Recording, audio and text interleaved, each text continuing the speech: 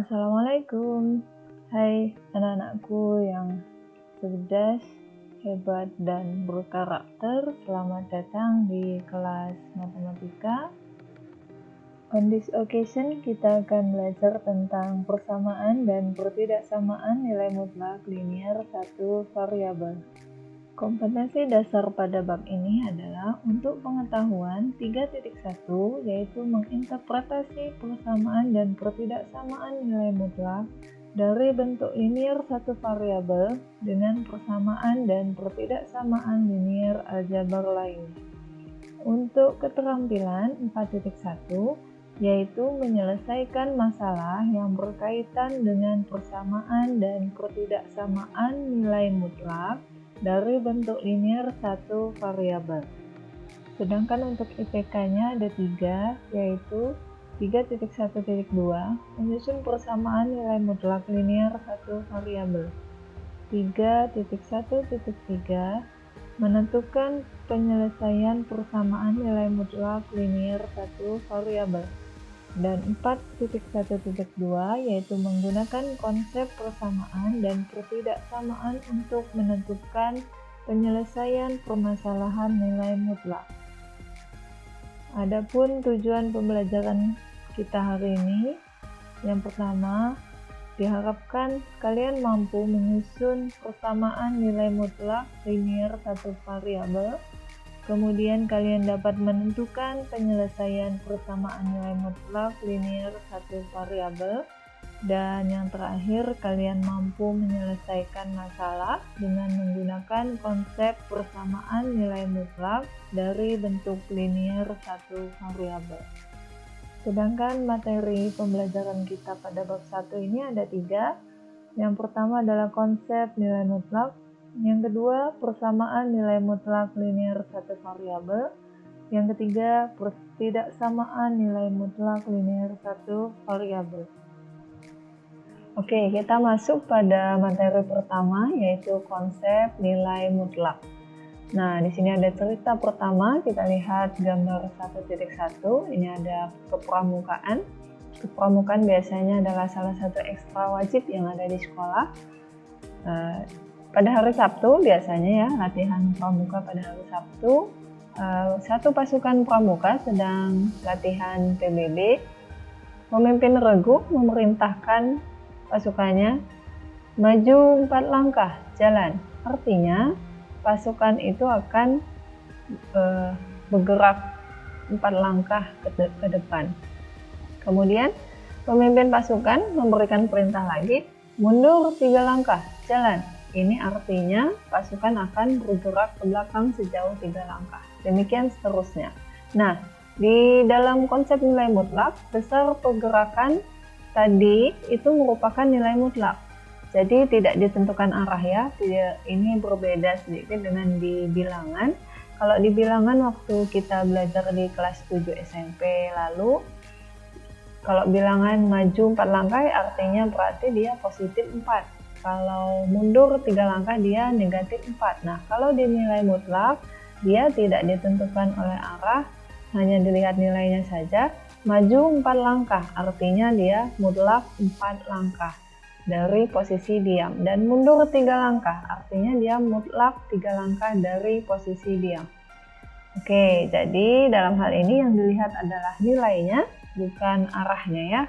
Oke, kita lanjutkan. Masih bingung ya? Nah, setelah ini akan kita lanjutkan biar nggak bingung. Kita lihat lagi. Nah, sekarang kita lihat cerita kedua. Sini ada seorang anak sedang bermain lompat-lompatan di lapangan. Dari posisi diam, si anak melompat ke depan 2 langkah, kemudian 3 langkah ke belakang, lalu dilanjutkan 2 langkah ke depan, dan akhirnya 1 langkah lagi ke belakang.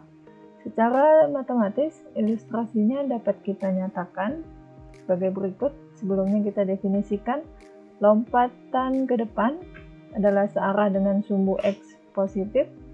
Nah, dengan demikian lompatan ke belakang adalah searah dengan sumbu X negatif. Perhatikan sketsanya di sini. Ini adalah garis bilangan, sumbu X positif adalah di sebelah sini ya, sumbu X positif. Dan di sebelah sini adalah sumbu X negatif. Kita lihat tadi posisi anak diam di titik 0, diam. Si anak melompat ke depan 2 langkah, berarti dari 0 2 langkah ke kanan. 2 langkah ke kanan, 1, 2. Sini ya titiknya. Kemudian 3 langkah ke belakang dari titik 2 ini, 3 langkah ke belakang. 1, 2, 3. Ini di negatif 1. Kemudian dilanjutkan dengan 2 langkah ke depan lagi 2 langkah, artinya ke kanan.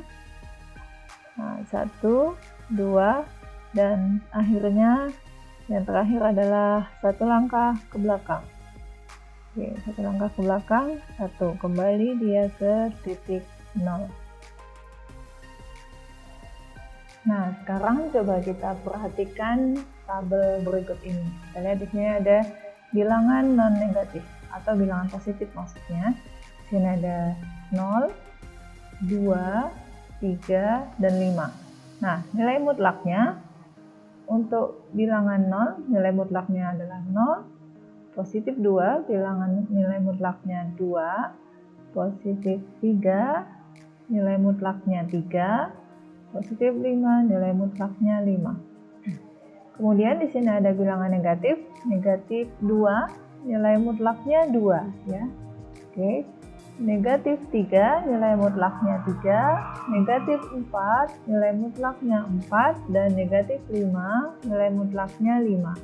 Oke, ini tadi adalah tabel nilai mutlak. Sampai di sini paham ya? Oke, berdasarkan kedua cerita tadi, bisakah kamu menarik kesimpulan apa itu pengertian nilai mutlak? Oke, misalkan X itu adalah pengganti variabel. Kira-kira dapatkah kamu menentukan nilai mutlak dari X tersebut? Oke, biar semakin paham kita cek di sini. Perhatikan bahwa X anggota himpunan bilangan real. Ditulis X elemen real. Seperti ini ya. Nah, dari tabel tadi kita melihat bahwa nilai mutlak dari X akan bernilai positif atau 0. Berarti secara geometris kita bisa melihat nilai mutlak itu adalah jarak antara bilangan itu dengan 0 pada garis bilangan real. Dengan demikian, tidak mungkin nilai mutlak satu bilangan bernilai negatif, tetapi mungkin saja dia bernilai 0. Biar kamu makin paham, kita lihat contoh lagi di sini. Di sini ada contoh mutlak 3. Mutlak 3 berarti dia 3 ya. Oke. Posisinya mulai dari 0 ke positif 3. Di sini ya. Oke. Kemudian mutlak, ini tanda mutlak ya. Oke, ini tanda mutlak. Mutlak 3/4. Berarti dia 3/4. Oke, berarti garis bilangannya sampai di sini. Nah, sekarang ketiga, contoh 3. Di sini ada negatif 5/2, mutlak ini ya, mutlak.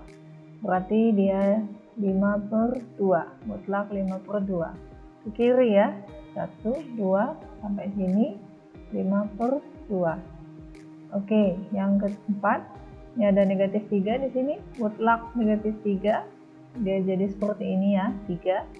Tapi dia tetap arahnya ke kiri, sampai negatif 3.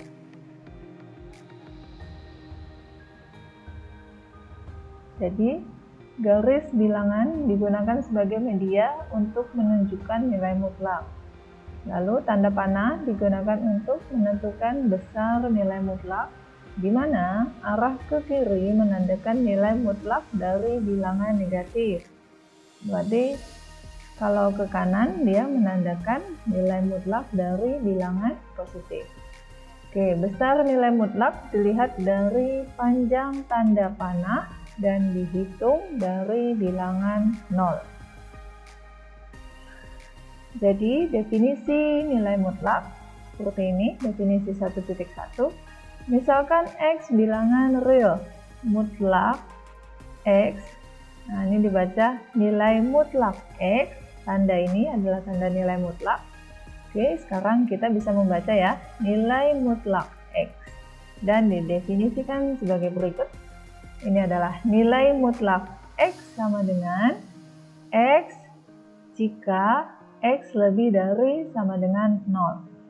Dan negatif X jika X-nya kurang dari 0. Oke, definisi tadi mengungkapkan bahwa dengan kalimat sehari-hari seperti berikut ini. Nilai mutlak suatu bilangan positif atau 0 adalah bilangan itu sendiri, sedangkan nilai mutlak dari suatu bilangan negatif adalah lawan dari bilangan negatif itu. Jadi bisa dikatakan seperti ini, nilai mutlak 1/2 itu sama dengan 1/2, karena 1/2 itu lebih dari 0, jadi 1/2 adalah bilangan positif. Oke, kemudian di sini ada nilai mutlak 5 itu sama dengan 5 karena 5 lebih dari 0. Oke, 5 adalah bilangan positif. Kemudian yang ketiga ini adalah nilai mutlak dari bilangan negatif 3 sama dengan negatif 3. Negatif dikali negatif positif ya. Oke, jadi hasilnya adalah 3. Karena negatif 3 itu kurang dari 0, nah berarti nanti arahnya ke kiri ya. Oke, negatif 3 adalah bilangan negatif. Nah, demikian tadi adalah materi tentang konsep nilai mutlak. Apakah sudah bisa dipahami atau masih ada pertanyaan? Jika masih ada pertanyaan, silahkan tanyakan saja di kolom komentar. Oke, terima kasih untuk hari ini. Terima kasih atas perhatiannya. Selamat belajar di rumah saja. Sekian dari saya. Wassalamualaikum warahmatullahi wabarakatuh.